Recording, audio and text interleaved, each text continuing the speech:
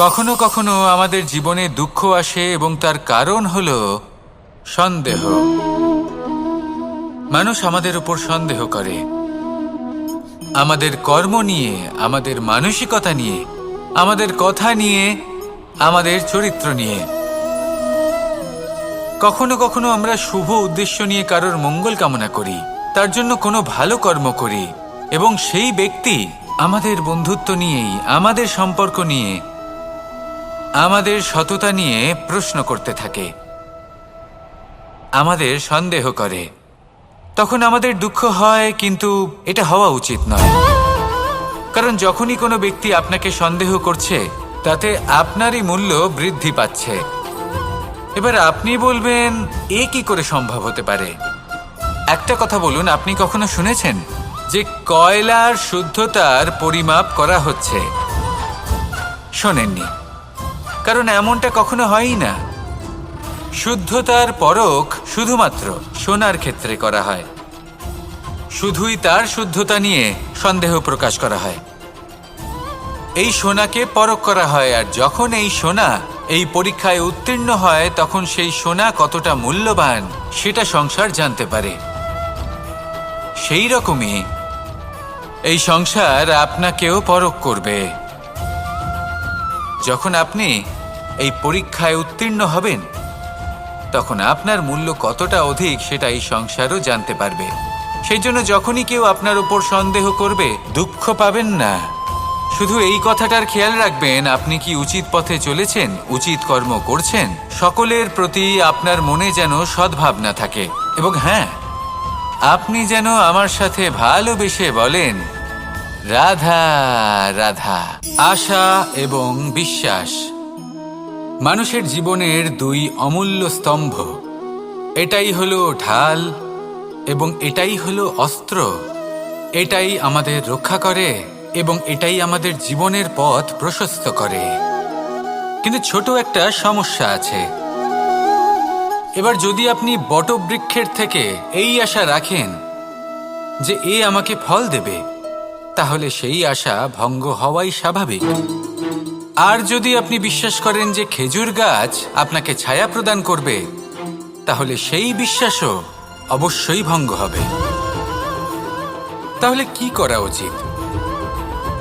চোখ বন্ধ করে যে কাউকে বিশ্বাস করার আগে বা যে কারোর থেকে আশা রাখার আগে নির্বাচন করুন যে কার ওপর বিশ্বাস রাখতে চান, কার ওপর আশা রাখতে চান।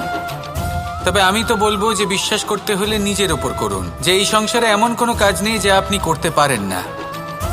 আর শুধু কর্ম করতে থাকুন আর ভরসা রাখুন ঈশ্বরের ওপর, যে উনি আপনার কর্ম দেখবেন আর আপনাকে আপনার কর্মফল অবশ্যই দেবেন, আপনাকে সাফল্য দেবেন। যদি আপনার বিশ্বাস অটল হয়, নিরন্তর পরিশ্রম করেন, তাহলে ঈশ্বর কখনোই আপনার আশা ভঙ্গ হতে দেবেন না। আসুন আর আমার সাথে ভালোবেসে বলুন, রাধা রাধা। আমরা আনন্দ লাভের জন্য ভালোবাসি মা বাবাকে, ভাই বোনকে, পরিবার পরিজনকে, বন্ধুকে, প্রেমিকাকে। আমরা চাই যে সকলে যেন আপন হয়ে থাকেন, আমাদের কাছে থাকেন। কিন্তু মানুষের একটা প্রবৃত্তি আছে যে তিনি যা লাভ করে ফেলেন তার মূল্য তিনি বুঝতেই পারেন না। যদি আপনার বাড়ির কাছে একটা মিষ্টি জলের সরোবর থাকে বা সুন্দর নদী থাকে, তাহলে জলের গুরুত্বটা কি আপনি তা বুঝতেই পারবেন না। সেইখানে আপনি যদি কোনো একটা মরুভূমিতে যান, আপনি অনুভব করতে পারবেন যে এক একটা ফোঁটা জলের কি গুরুত্ব, তার মূল্য কি। সুখের মুহূর্তে যদি আপনজনদের মনে রাখেন, তবে দুঃখের মুহূর্ত নিজে থেকেই দূরে সরে যাবে। ভালোবাসা এবং তার সাথে স্মরণ করা, এটাই তো হলো জীবনের এবং ভালোবাসার আসল মূল্য। আসুন আর আমার সাথে ভালোবেসে বলুন, রাধা রাধা। আমাদের হাতটা দেখুন, এই হাতে 5টা আঙুল আছে যা ভিন্ন ভিন্ন ধরনের, একরকম কেন নয়? কারণ হলো প্রত্যেকের নিজের নিজের গুরুত্ব আছে, নিজের নিজের মাহাত্ম্য আছে। এরা ভিন্ন, তাই একত্রিত হয়ে মুষ্টিবদ্ধ করা সম্ভব, যার দ্বারা আমরা আত্মরক্ষাও করতে পারি, আবার আক্রমণও করতে পারি। যদি 5টি আঙুল সমান হতো, তাহলে মুষ্টিবদ্ধ হতে পারত না, নিজেদের মধ্যে বিভ্রান্তির সৃষ্টি করত। এবার এরকমই কিছু আমাদের সংসারেও হয়। আমাদের দেশ যেখানে একটি ভূমির ওপর ভিন্ন ভিন্ন ধর্মের মানুষ বাস করেন, ভিন্ন ভিন্ন জাতি, ভিন্ন ধর্ম, ভিন্ন ভাষা। কিন্তু যদি আমরা এটা ভাবি যে কিভাবে এই দেশকে কল্যাণের পথে নিয়ে যাওয়া যায়, কিভাবে এর বিকাশ করা সম্ভব, তাহলে আমাদের একত্রিত হওয়া শিখতে হবে। যেইভাবে 5টা আঙুল একত্রিত হয়, মুষ্টিবদ্ধ হয়, সেইভাবেই আপনার যে ভাষাই হোক, যে ধর্মই হোক, যে জাতিই হোক না কেন, ঠিক আছে, আবশ্যক হলো আপনার নিজের কর্মভূমির সাথে, আপনার ধরিত্রীর সাথে যুক্ত থাকা, সাথে থাকা। তবেই দেশের উন্নয়ন সম্ভব, তবেই এই দেশ স্বতন্ত্র থাকবে, সফল হবে, আর এই মন প্রসন্ন হয়ে বলবে রাধা রাধা। খেলা খেলতে কে না ভালোবাসেন? আমরা প্রত্যেকেই যখন সময় পাই, সুযোগ পাই, তখনই আমরা কোনো খেলা খেলি। খেলার সময় 2 ধরনের মানুষ ওখানে থাকেন।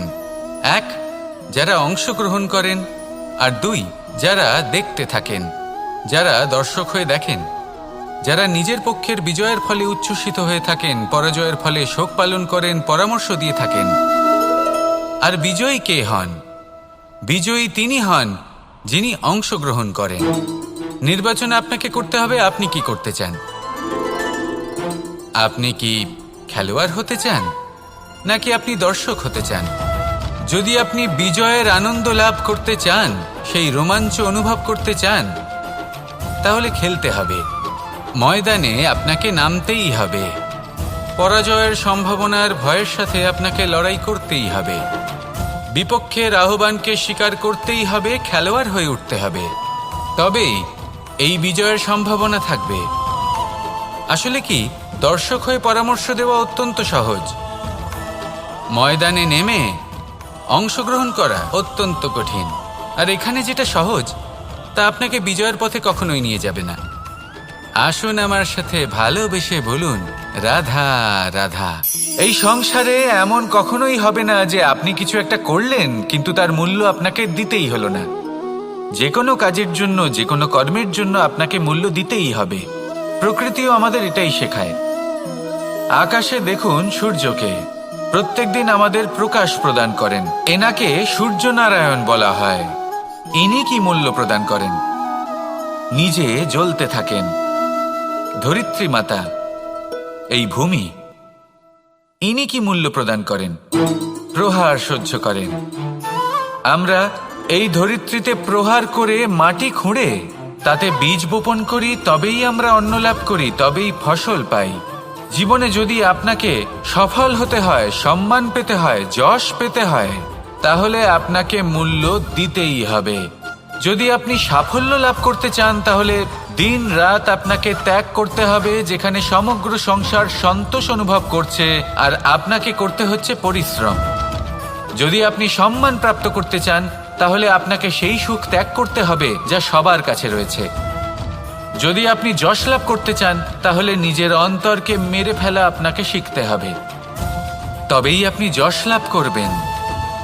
জীবনে শুধুমাত্র ধন মূল্যবান নয়, কিন্তু এই যে মূল্যের কথা আমি বলছি, সেটা যদি আপনি দিতে পারেন, তাহলে নিশ্চিত রূপে এটা আপনাকে আরো মূল্যবান করে তুলবে, নিশ্চিত রূপে গড়ে তুলবে। তাহলে এটাই করুন আর আমার সাথে ভালোবেসে বলুন রাধা রাধা। মানুষের শরীর থেকে যা কিছু নির্গত হয় সবই পচনশীল, তা থেকে দুর্গন্ধ বেরোয়, একটা ঘৃণাবোধ জন্ম নেয়। আমাদের রক্ত হোক, অবশিষ্ট হোক, ঘাম হোক, নিঃশ্বাস হোক, আবার এমনকি যখন আমরা মনুষ্য শরীর ত্যাগ করি, তারপরেও এই শরীরেও পচন ধরে, তার থেকে দুর্গন্ধ বেরোয়। কিন্তু বিষয়টা হলো, এটা আমাদের হাতেই নেই। তাহলে আমাদের হাতে কি রয়েছে? আমাদের কর্ম, আমাদের উদ্দেশ্য, আর আমাদের বাণী। যদি এইগুলো শুভ রাখেন, তাহলে শুধু নিজে সুগন্ধিত থাকবেন না, এই সমগ্র সংসারকে সুগন্ধিত করে তুলবেন। কথায় আছে যে বাণীর থেকে অধিক মূল্যবান আর কিছুই নেই।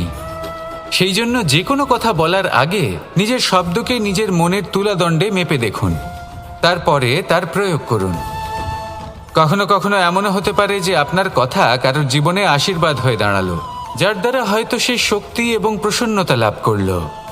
আবার এমনও হতে পারে যে আপনার কথা হয়তো কারোর মনে এমন আঘাত দিল, সে সেই আঘাত কোনোদিনও ভুলতে পারল না। আসুন আমার সাথে ভালোবেসে বলুন, রাধা রাধা। যদি আমি স্থির করি, যদি নিশ্চিত করি একটা মূর্তি গড়ে তুলব, আর কিছুক্ষণ সেই কাজটা করে আবার কিছুক্ষণ পরে বন্ধ করে দিই, আবার কিছুক্ষণের জন্য কাজটা করে আবার সেই কাজ বন্ধ করে দিই, আবার কিছুক্ষণের জন্য কাজটা করে বলি ক্লান্ত লাগছে, কিছুক্ষণের জন্য বিশ্রাম নিয়ে নিই, যদি এইভাবে আমি কাজটা করি, তাহলে কি এই কাজ উচিত সময় এবং উচিতভাবে সম্পন্ন হবে? কখনোই নয়। শুধু তাই নয়, যে কোনো কাজ যদি পূর্ণ করতে হয়, উচিতভাবে করতে হয়, উচিত সময়ের মধ্যে করতে হয়, তাহলে প্রয়োজন সততার এবং অখণ্ড প্রচেষ্টার। সততা ছাড়া আপনি যে কাজই করুন না কেন, উচিত সময় তা সম্পূর্ণ হবে না, আর মনোবাঞ্ছিত ফল আপনি কখনোই পাবেন না। তাই যে কাজই আরম্ভ করুন না কেন, সততার সাথে এবং অখণ্ড প্রচেষ্টার সাথে করুন। তখনই কর্ম এবং তখনই এই জীবন সফল হবে এবং এই মন প্রসন্ন হয়ে বলবে, রাধা রাধা। কেউ আমাকে মাখন চোর বলেন, কেউ বা আমাকে মুরলী মনোহর বলেন, কেউ আমাকে যুদ্ধবিমুখ বলেন, কেউ বা আমাকে সুদর্শনধারী বলেন, কিন্তু আমি আসলে কে? আসুন, আজ আমি আপনাকে আমার আসল পরিচয় জানাবো। বাড়িতে সুস্বাদু মাখন থাকা সত্ত্বেও গোপীদের কাছে সুমধুর ভালোবাসাপূর্ণ বকুনি খাওয়া যে ভালোবাসে, সেই হলো কৃষ্ণ। আঙুলে সুদর্শন চক্র থাকা সত্ত্বেও যে রথের লাগাম ধরে থাকবে সেই সিদ্ধান্ত নিয়েছে, সেই হলো কৃষ্ণ। দ্বারকার মতো অনন্য রাজমহল থাকা সত্ত্বেও সুদামার মতো সখা যার অত্যন্ত প্রিয়, সেই হলো কৃষ্ণ।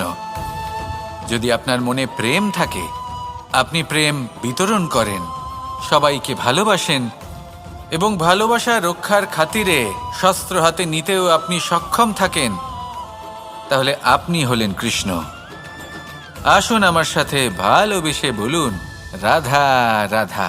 ব্যায়াম, এই শব্দ আমরা সকলে শুনেছি, আর এটা সারা জীবন আমাদের সাথেই থাকে কোনো না কোনো রূপে। যখন আমরা জন্মগ্রহণ করি, চলতে শিখি, প্রথমে আমরা হামাগুড়ি দিয়ে চলি, পরে চলতে চেষ্টা করি কিন্তু পড়ে যাই।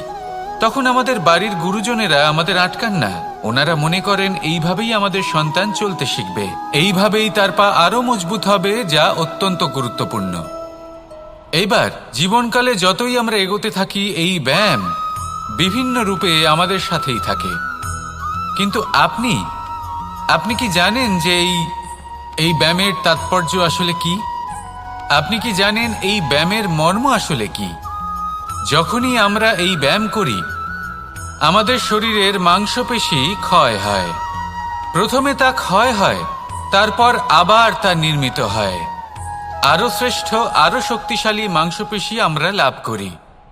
অর্থাৎ এই ব্যায়াম হলো সৃজনের বিজ্ঞান। এই ব্যায়াম আমাদের জন্য অত্যন্ত আবশ্যক। সেই জন্য জীবনে যখনই কোনো কিছু নষ্ট হয়ে যায়, চলে যায়, তখন হতাশ হয়ে পড়বেন না, তাকে পুনর্নির্মাণ করার চেষ্টা করবেন। আর এই শিক্ষা আমরা লাভ করি পাখিদের থেকে।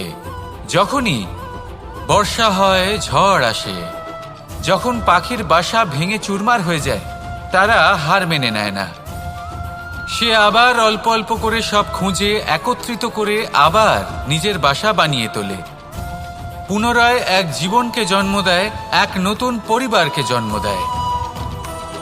তাই মনে রাখবেন, জীবনে এইভাবেই যদি আপনি নির্মাণ করতে চান, সৃজন করতে চান, তাহলে সেই নির্মাণের জন্য ভাঙনের অভিজ্ঞতা থাকা অত্যন্ত আবশ্যক। ভগ্ন বস্তুকেও সম্মান করা অত্যন্ত আবশ্যক। এই আচরণ মনে নিয়ে আসুন, মন প্রসন্ন হয়ে বলবে, রাধা রাধা। যখন আমরা কোনো বনে প্রবেশ করি,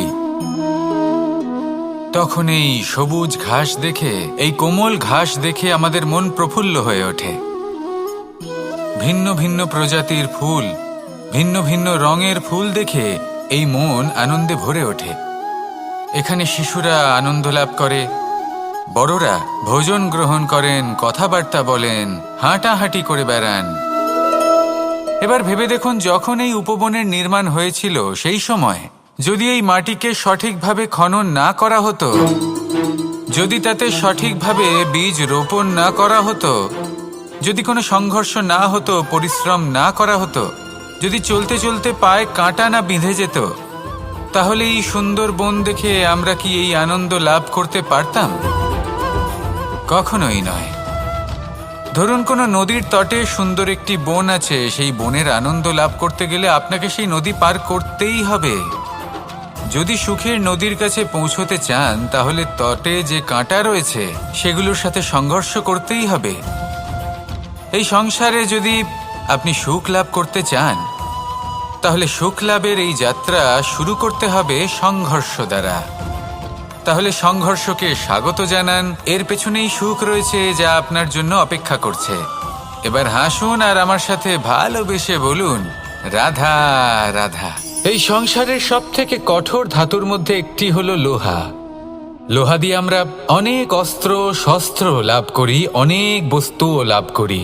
এবার এই লোহাকে কাটার জন্য, একে কোনো আকার দেওয়ার জন্য কি প্রয়োগ করতে হয়? লোহা।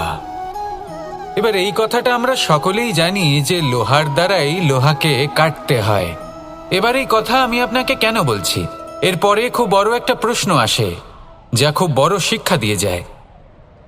এটা কেন হয় যে আমরা একটা লোহা দিয়ে একটা লোহাতে আঘাত করছি, কিন্তু যে লোহা দ্বারা আঘাত করছি তার আকার বদলাচ্ছে না, যার ওপর প্রহার করছি তার আকার বদলাচ্ছে? এতে পার্থক্যটা কোথায়?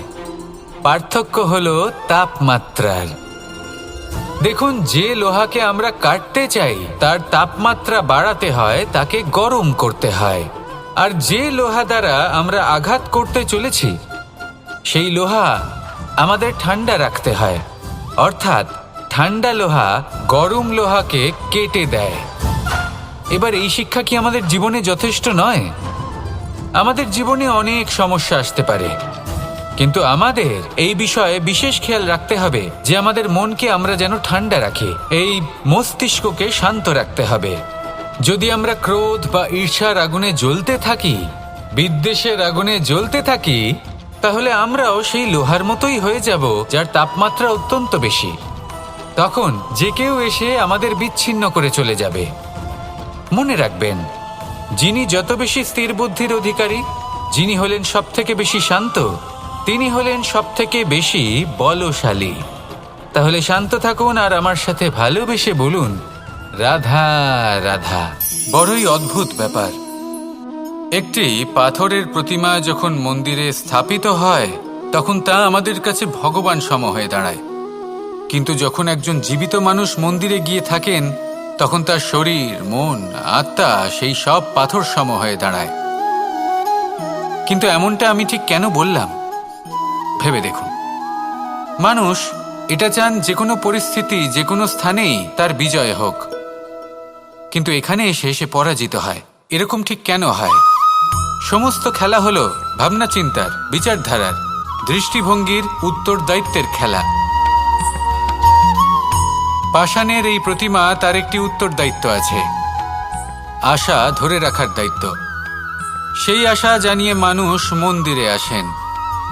তেমনি মানুষের একটি উত্তরদায়িত্ব আছে যেটা সে ভুলে যায়।